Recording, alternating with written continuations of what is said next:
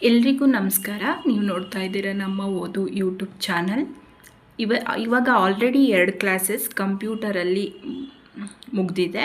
ಅದು ಯಾವುದಂದರೆ, ಒಂದು ಕಂಪ್ಯೂಟರಲ್ಲಿ ಬರುವಂತಹ ಅಬ್ರಿವೇಷನ್ಸ್ಗಳೇನೇನಿದೆ ಅದು ಒಂದು, ಎರಡನೆಯದು ಇಂಟ್ರೊಡಕ್ಷನ್ಸ್ ಟು ಕಂಪ್ಯೂಟರ್, ಮತ್ತು ಅದರಲ್ಲಿ ಯಾರ್ ಫಾದರ್ ಆಫ್ ಕಂಪ್ಯೂಟರ್ ಅಂತ ಕರೀತೇವೆ, ಮತ್ತು ಕ್ಲಾಸಿಫಿಕೇಷನ್ ಆಫ್ ಕಂಪ್ಯೂಟರ್, ಮತ್ತು ಜನ್ರೇಷನ್ ಆಫ್ ಕಂಪ್ಯೂಟರ್, ಇದೆಲ್ಲದರ ಬಗ್ಗೆ ಇಂಟ್ರೊಡಕ್ಷನ್ಸ್ ಟು ಕಂಪ್ಯೂಟರ್ ಎಂಬ ಚಾಪ್ಟರಲ್ಲಿ ನೋಡಿದ್ದೀವಿ. ಈಗ ಸೆಕೆಂಡ್ ಚಾಪ್ಟರ್ ಯಾವುದು ಅಂದರೆ ಕಂಪ್ಯೂಟರ್ ಹಾರ್ಡ್ವೇರ್.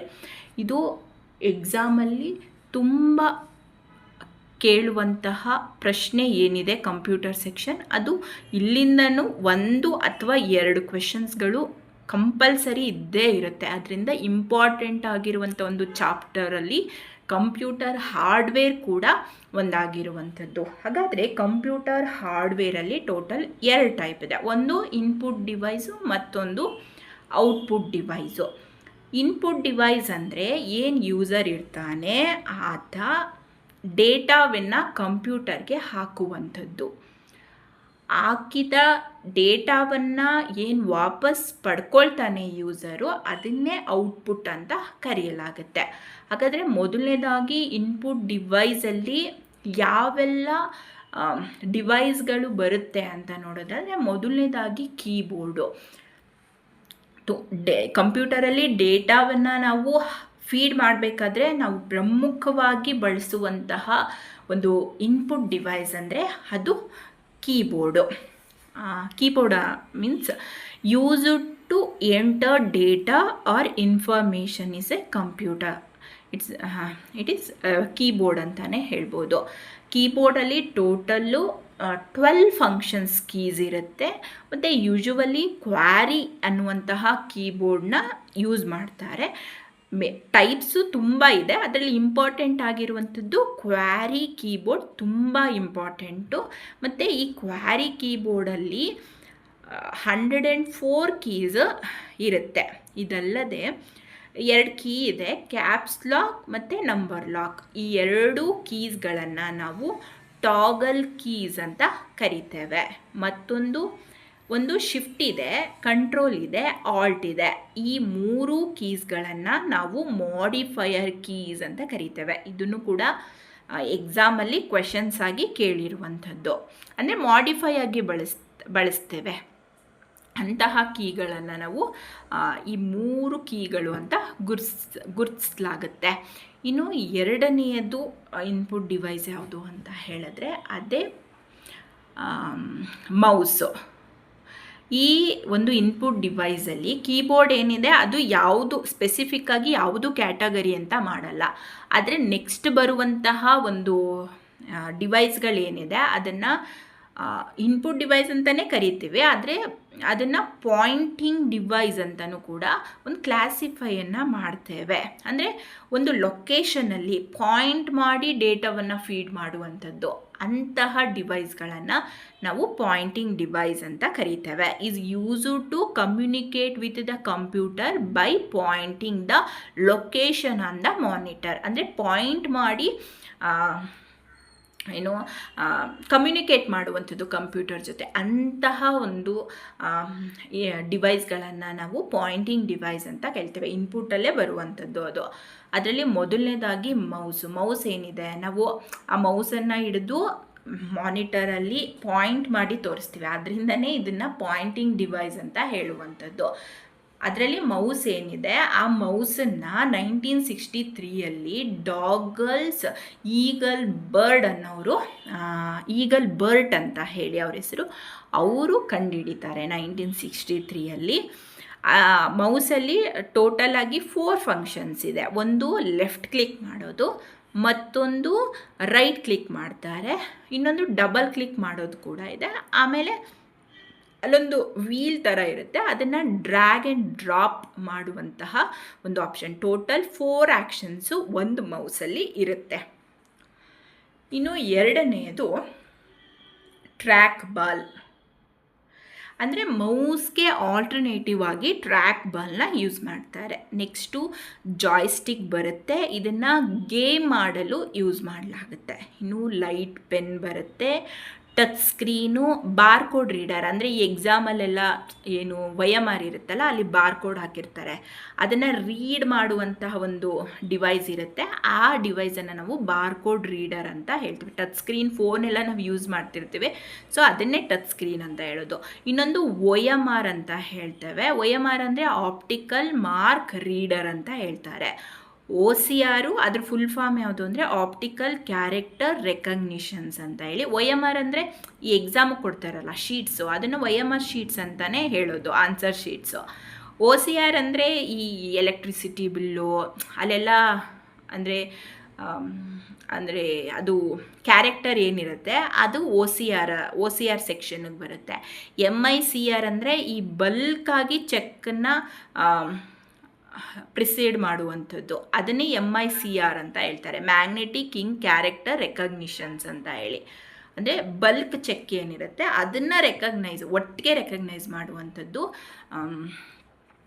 MICR ಅಂತ ಹೇಳಿ. Next biometric sensor. ಬಯೋಮೆಟ್ರಿಕ್ ಬರುತ್ತಲ್ಲ, ಅಂದರೆ ಇವಾಗ ನಾವು ಮಾರ್ನಿಂಗು ಎಷ್ಟು ಗಂಟೆಗೆ ಬಂದ್ವು ಅದೆಲ್ಲ ಬಯೋಮೆಟ್ರಿಕಲ್ಲಿ ತೊಗೋತಾರೆ, ಅದನ್ನೇ ಬಯೋಮೆಟ್ರಿಕ್ ಸೆನ್ಸರ್. ಅದು ಕೂಡ ಇನ್ಪುಟ್ ಡಿವೈಸೇ ಆಗಿರುತ್ತೆ. ಸ್ಕ್ಯಾನರ್, ನಾವು ಸ್ಕ್ಯಾನ್ ಮಾಡ್ತೀವಿ, ಅದು ಕೂಡ ಇನ್ಪುಟ್ ಡಿವೈಸ್ ಆಗಿರುತ್ತೆ. ಮೈಕ್ರೋಫೋನ್ಸು, ವೆಬ್ ಕ್ಯಾಮ್ ಅಂದರೆ ಅದೊಂದು ಕ್ಯಾಮ್ರಾ, ವೆಬ್ ಕ್ಯಾಮ್ ಶೂಟ್ ಮಾಡುವಂಥದ್ದು. ಆ ಕ್ಯಾಮ್ರಾ ಏನಿದೆ ಆ ವೆಬ್ ಕ್ಯಾಮ್ನ ನಾವು ಇನ್ಪುಟ್ ಡಿವೈಸ್ ಅಂತಲೇ ಹೇಳುವಂಥದ್ದು. ಇದಿಷ್ಟು ಕೂಡ ಇನ್ಪುಟ್ ಡಿವೈಸಲ್ಲಿ ಬರುವಂತಹ ಒಂದಷ್ಟು ಅಂದರೆ ಒಂದಷ್ಟು ಡಿವೈಸ್ಗಳಂತಲೇ ಹೇಳ್ಬೋದು. ಅದಾದ ನಂತರ ಬರುವಂಥದ್ದು ಔಟ್ಪುಟ್ ಡಿವೈಸ್. ಇನ್ಪುಟ್ ಡಿವೈಸ್ ಅಂದರೆ ನಾವು ಕಂಪ್ಯೂಟರ್ಗೆ ನಮ್ಮದೇನಿದೆ ಡೇಟಾವನ್ನು ಫೀಡ್ ಆದಮೇಲೆ ವಾಪಸ್ ಯೂಸರ್ಗೆ ಏನು ಬರುತ್ತೆ ಆ ಡೇಟಾವನ್ನೇ ಔಟ್ಪುಟ್ ಅಂದರೆ ಅದನ್ನೇ ನಾವು ಔಟ್ಪುಟ್ ಅಂತ ಹೇಳೋದು. ಅಂತಹ ಔಟ್ಪುಟ್ ಡಿವೈಸ್ಗಳು ಯಾವುದು ಅಂತ ಹೇಳಿದ್ರೆ, ಅಂದರೆ ಔಟ್ಪುಟ್ ಫೈನಲ್ ಆಗಿ ಏನು ಬರುತ್ತೆ ಅಂತಹ ಡಿವೈಸ್ಗಳು. ಇವಾಗ ಮಾನಿಟರು, ನಾವೇನು ಹಾಕ್ತೀವಿ ಆ ಡೇಟಾ ಎಲ್ಲ ಮಾನಿಟರಲ್ಲಿ ಡಿಸ್ಪ್ಲೇ ಆಗುತ್ತೆ, ಅದರಿಂದನೇ ಅದನ್ನು ಔಟ್ಪುಟ್ ಡಿವೈಸ್ ಅಂತ ಹೇಳುವಂಥದ್ದು. Monitor device, it is also known as visual display unit, VDU ಅಂತ ಹೇಳ್ತಾರೆ. ಇದು ಇಂಪಾರ್ಟೆಂಟು. VDU ಎಕ್ಸ್ಪ್ಯಾನ್ಷನನ್ನು ಕೇಳ್ತಾರೆ. VDU ಅಂದರೆ ವಿಜುವಲ್ ಡಿಸ್ಪ್ಲೇ ಯೂನಿಟ್ ಅಂತ ಹೇಳಿ. ಅಂದರೆ ಏನು ನಾವು ಡೇಟಾ ಕೊಡ್ತೀವಿ ಅದನ್ನು ಕಂಪ್ಯೂಟರಲ್ಲಿ ವ್ಯೂ ಮಾಡ್ಬೋದು, ಡಿಸ್ಪ್ಲೇ ಆಗುತ್ತೆ, ಅದೇ ಫೈನಲ್ ರಿಸಲ್ಟ್ ಆಗಿರುತ್ತೆ. ಅದಕ್ಕೆ ಮಾನಿಟರನ್ನು ಔಟ್ಪುಟ್ ಡಿವೈಸ್ ಅಂತ ಹೇಳುವಂಥದ್ದು. ಇನ್ನು ಇದರಲ್ಲಿ ಟೈಪ್ಸ್ ಬಂದು ಒಂದಷ್ಟು ಟೈಪ್ಸ್ ಹೇಳ್ತಾರೆ. ಅದರಲ್ಲಿ CRT ಸ್ಟ್ಯಾಂಡ್ ಫಾರ್ ಕಾಥೋಡ್ ರೇ ಟ್ಯೂಬ್ ಅಂತ. LCD liquid crystal display. LCD it's important, ಅಂದರೆ ಎಕ್ಸ್ಪ್ಯಾಂಡಲ್ಲಿ ಕೇಳ್ತಾನೆ. ನೆಕ್ಸ್ಟು LED ಲೈಟ್ ಎಮಿಟಿಂಗ್ ಡಿಯೋಡ್ ಅಂತ ಹೇಳ್ತಾರೆ. ಇನ್ನು 3D ಮಾನಿಟರ್ ಎಲ್ಲರೂ ಕೇಳೇ ಇರ್ತಾರೆ, ಅದು 4th ಒನ್ ಆಗಿದೆ. ಇನ್ನು TFT ಅಂತ ಹೇಳಿ ಥಿನ್ ಫಿಲ್ಮ್ ಟ್ರಾನ್ಸಿಸ್ಟರ್ ಅಂತ ಹೇಳ್ತಾರೆ.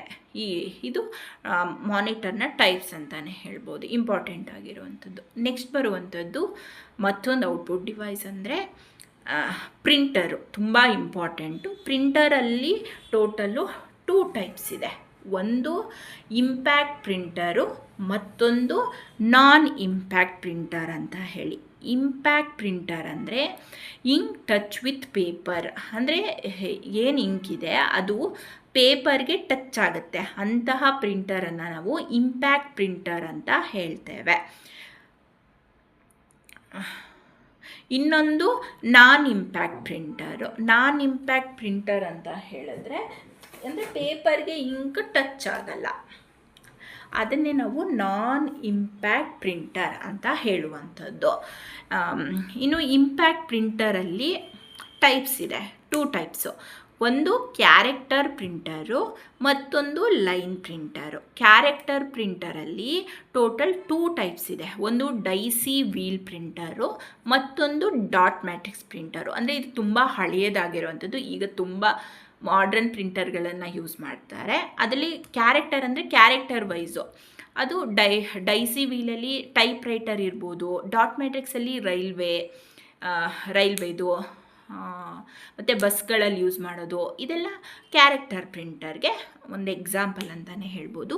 ನೆಕ್ಸ್ಟ್ ಬರೋದು ಲೈನ್ ಪ್ರಿಂಟರು. ಲೈನ್ ಪ್ರಿಂಟರ್ ಅಲ್ಲಿ 2 ವಿಧವನ್ನು ನೋಡ್ತೇವೆ. ಒಂದು ಡ್ರಮ್ ಪ್ರಿಂಟರು, ಅಂದರೆ ಬಲ್ಕಾಗಿ ಪ್ರಿಂಟ್ ಮಾಡಬೇಕಾದ್ರೆ ಡ್ರಮ್ ಪ್ರಿಂಟರ್ನ ಯೂಸ್ ಮಾಡ್ತೇವೆ, ಡ್ರಮ್ ಟೈಪಲ್ಲೇ ಅದು ಇರುತ್ತೆ. ಇನ್ನೊಂದು ಚೈನ್ ಪ್ರಿಂಟರ್, ಆ ಥರನೇ ಮಾಡಿರ್ತಾರೆ ಚೈನ್ ಪ್ರಿಂಟರು, 2ನೇದಾಗಿರುತ್ತೆ. ಇದು ಲೈನ್ ಪ್ರಿಂಟರ್ನಲ್ಲಿ ಬರುವಂಥ ಪ್ರಮುಖ ವಿಧಗಳು. ಇನ್ನು ನೆಕ್ಸ್ಟು ಪ್ರಿಂಟ್ನ ಏನು ನಾವು ಪ್ರಿಂಟ್ ಮಾಡ್ತೀವಿ ಅದನ್ನು ಕ್ವಾಲಿಟಿಯಲ್ಲಿ ಮೆಸರ್ ಮಾಡ್ತೇವೆ. ಅದನ್ನು DPI ಅಂತ ಹೇಳ್ತೇವೆ, ಡಾಟ್ ಪರ್ ಇಂಚ್ ಅಂತ ಹೇಳಿ. ಮತ್ತು the speed of the printer is measured in 3 types. That one CPS, LPM and PPM. CPS ಅಂದರೆ ಕ್ಯಾರೆಕ್ಟರ್ ಪರ್ ಸೆಕೆಂಡ್ಸ್ ಅಂತ ಹೇಳಿ, LPM ಅಂದರೆ ಲೈನ್ ಪರ್ ಸೆಕೆಂಡ್ಸ್ ಅಂತ ಹೇಳಿ, PPM ಅಂದರೆ ಪೇಜ್ ಪರ್ ಸೆಕೆಂಡ್ಸ್ ಅಂತ ಹೇಳಿ. ಈ ಲೈನ್ ಪ್ರಿಂಟರಲ್ಲಿ ನಾವು ಲೈನ್ಸ್ ಪರ್ ಸೆಕೆಂಡ್ ಏನಿದೆ ಆ ಸ್ಪೀಡಲ್ಲೇ ನಾವು ವರ್ಕ್ ಮಾಡುವಂಥದ್ದು. ಇನ್ನು ನೆಕ್ಸ್ಟ್ ಬರುವಂಥದ್ದು ನಾನ್ ಇಂಪ್ಯಾಕ್ಟ್ ಪ್ರಿಂಟರ್. ನಾನ್ ಇಂಪ್ಯಾಕ್ಟ್ ಪ್ರಿಂಟರಲ್ಲಿ ಟೋಟಲ್ 3 ಟೈಪ್ಸ್ ನೋಡ್ತೇವೆ. ಅದರಲ್ಲಿ ಮೊದಲನೇದಾಗಿ ಇಂಕ್ ಜೆಟ್ ಪ್ರಿಂಟರ್ ಅಂತ ಹೇಳಿ. ಇಂಕ್ಜೆಟ್ ಪ್ರಿಂಟರಲ್ಲಿ ನಾವು ಕಲರ್ ಪ್ರಿಂಟರ್ನ ತೆಗಿಬೋದು, ಮತ್ತು ಹೈ ಕ್ವಾಲಿಟಿ ಟೆಕ್ಸ್ಟ್ ಕೂಡ ಇಲ್ಲಿ ಟೆಕ್ಸ್ಟಲ್ಲಿ ಕೂಡ ತೆಗಿಬೋದು. ಅದಲ್ಲದೆ ಗ್ರಾಫಿಕ್ಸ್ನು ಕೂಡ ಇಂಕ್ಜೆಟ್ ಪ್ರಿಂಟರಲ್ಲಿ ನಾವು ಮಾಡ್ಬೋದು. ಒಟ್ಟಿನಲ್ಲಿ ಇಂಕ್ಜೆಟ್ ಪ್ರಿಂಟರ್ ಏನಿದೆ ಅದನ್ನು ಕಲರ್ ಪ್ರಿಂಟ್ ತೆಗಿಯೋಕ್ಕೆ ಯೂಸ್ ಮಾಡಲಾಗುತ್ತೆ. ಇನ್ನು 2ನೇದು ಟರ್ಮಿನಲ್ ಪ್ರಿಂಟರ್. ಇದನ್ನು ಹೀಟ್ ಪ್ರಿಂಟರ್ ಅಂತಲೂ ಕೂಡ ಕರೀತಾರೆ. Heat on chemically treated paper to form character ಅಂತ, ಅಂದರೆ ಹೀಟ್ನ ಮೂಲಕ ಪ್ರಿಂಟ್ನ ತೆಗೆಯಲಾಗುತ್ತೆ. ಇನ್ನು 3rd ಒನ್ ಬಂದು ಲೇಸರ್ ಪ್ರಿಂಟರ್. ಇದು ಇವಾಗ ತುಂಬ ಯೂಸ್ ಮಾಡಲಾಗ್ತಿದೆ, ಅಂದರೆ ಇದು ಫಾಸ್ಟೆಸ್ಟ್ ಪ್ರಿಂಟರ್ ಕೂಡ ಹೌದು. ಮತ್ತು ಲೇಸರ್ ಬೀಮ್ ಕೂಡ ಯೂಸ್ ಮಾಡಲಾಗುತ್ತೆ. Laser beam on to photosensitive surface for printing ಅಂತ ಹೇಳಿ. ಇದನ್ನು ಇವಾಗ ಹೆಚ್ಚು ಬಳಕೆ ಮಾಡ್ತಲಾಗ್ದಿರುವಂತಹ ಒಂದು ಪ್ರಿಂಟರ್ ಆಗಿದೆ.